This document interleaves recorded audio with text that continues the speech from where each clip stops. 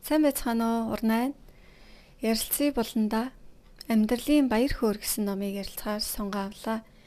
Энэхүү номын маань товч агуулгын тухайд гэвэл одоо бид амьдралын тэр баяр хөөргийг гадаад ертөнцөөс нийгмийн хамааралтай тэрхүү байдлаас цаг үргэлжил ирж хайдаг юм байна. Одоо мөнгө санхүү, эд баялаг, эрх мэдэл. Одоо юу эдийн таны хажууд хэн нэгэн байх гэдэг ч юм уу. Тэр бүх зүйлээс тэр амьдралын баяр хөөр маань байгаад идэм болоо да гэд хойноос нь цаг үргэлжил ирж хайдаг юм байна.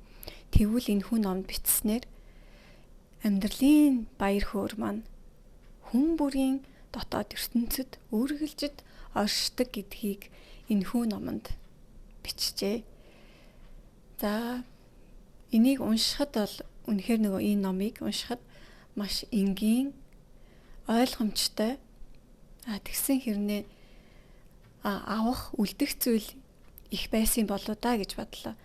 Миний энэхүү номноос ойлгож авсан зүйл бол одоо их тайван тогтун байвал, тайван амгалан байвал бид баяр хөөртэй дотоод ертөнцид маань тэрхүү амьдралын баяр хөөр ад жаргал байдаг гэдгийг мэдэж авах, ойлгох, мэдрэх ийм боломжтой юм байна гэж харлаа. За мөн ээжүүд, эмэгтэйчүүд илүү амьдралын баяр хөөр гэсэн энэ номыг уншвал бидэнд илүү хэрэгтэй цаашид өөртөөгөө яаж ажиллах, ямар байвал ер нь зүгээр юм бэ гэдэг зүйл дээр илүү биднэрт хөтлөгч болж өгөх юм болов гэсэн бас сэтгэл төрлөө.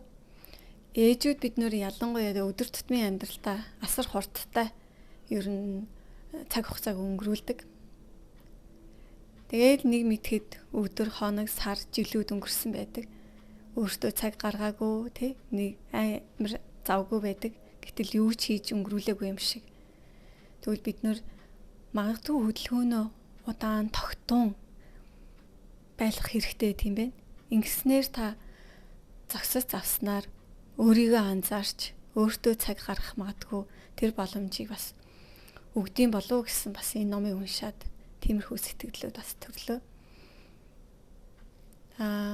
Өнөөдөр маргааш аль нь ч вэ сонгоод авах номуудын нэг нь юм болов уншихад их бас танд үлдэцтэй байж магадгүй тийм ном юм болов гэж бодож байна. Тэгээд хүн болгон ер нь уншиж үзээд өөрийн ертөнцөөр хүлээж авах.